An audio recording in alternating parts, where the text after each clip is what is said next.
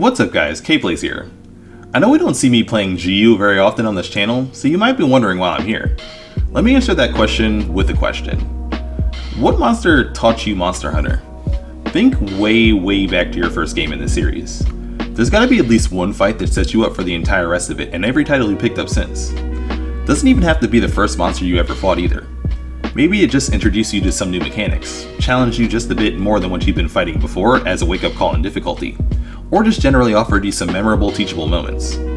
Well, for a lot of older gen hunters, those things that got added on to the last reveal trailer, you know, the big flock of skinny wyverns with the parrot beaks and the big ears? Yeah, believe it or not, those things were that monster for a lot of us. If you know, you know, and if you don't, well, in this video I'll be taking a walk back down memory lane and doing my best impression of Monster Hunter newbie K-Plays to explain why.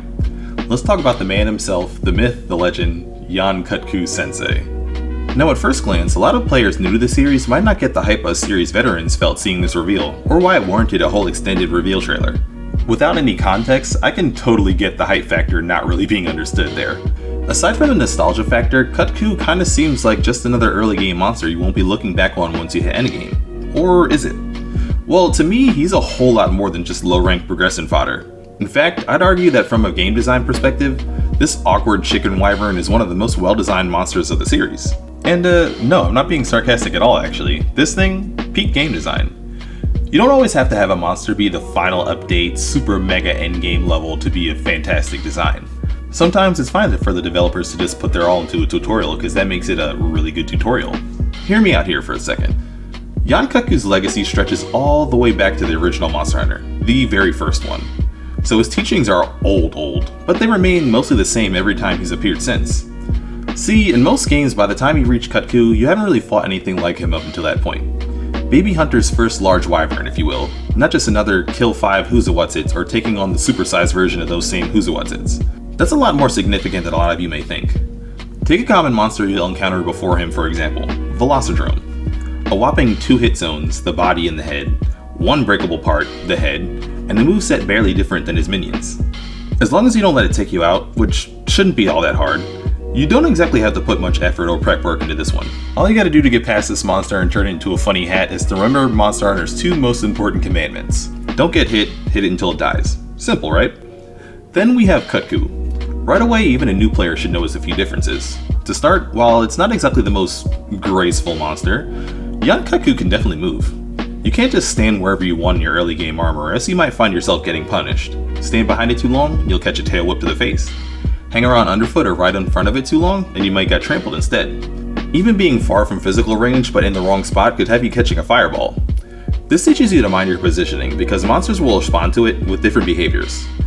This actively affects your damage too, because Kut-Ku also sports multiple hit zones that take different damage from different weapon types. Cutting weapons may want to gravitate towards the wings and tail, and the latter will pay off once they run into monsters with tails that can be cut for more carbs.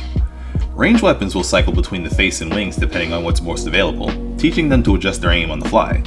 Blunt weapons go bonk on head. Yeah, that's it. Lesson learned for the whole game. We're simple folk. What do you want from us? Call me when you can KO a monster in the foot or something. But tangent aside, this is mostly high-level stuff that a new player wouldn't really know or care about just yet. In modern games, the strength or weakness of specific targets are more apparent thanks to displayed damage numbers, but way back in the day, all you had to go on was things like the sound when you landed hits or the way monsters would react when attacking a body part enough.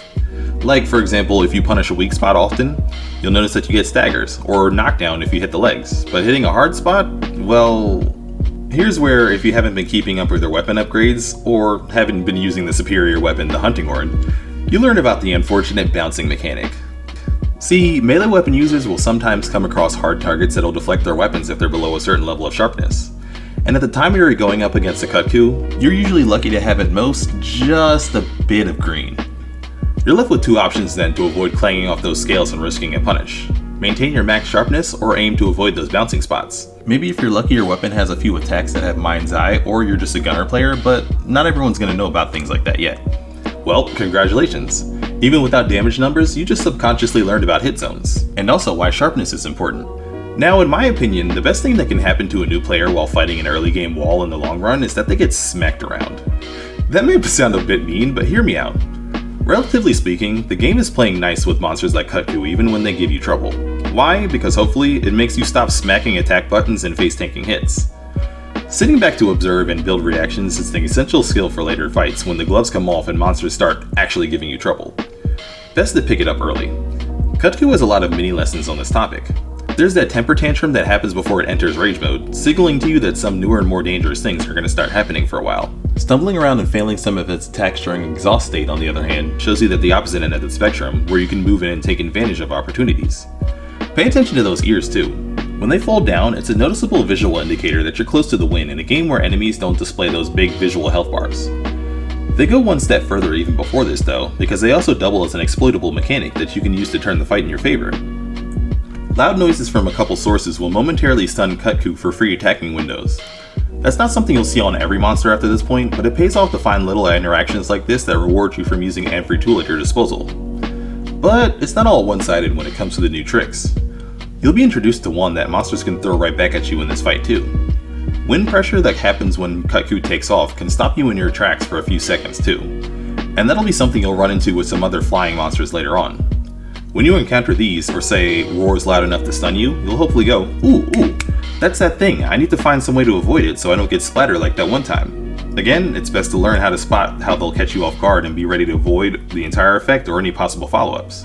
Right now it might just be through building up natural responses, but later you'll get skills that you can use to negate some of this stuff. These are just some of the few things that you can take away from what at first seems just like a clumsy, goofy intro to the bigger and badder monsters further into the game. It may not be its intention, but Kut-Ku goes down to the new hunters everywhere to instill them with the seeds of the skills that they'll need. We thank you for your service, Kut-Ku, because later down the line, the monsters definitely expect you to know all this already. Dangerous invader monsters like Rajang move around, but leave openings for you to capitalize on sometimes. Elder dragons have weak spots that you can target to take them down easier. Even final boss monsters might have special mechanics to look out for during their epic fights. And even though you might not be thinking of them in the moment, you can thank monsters like little old Kut-Ku for the way they first made you start paying attention to those things.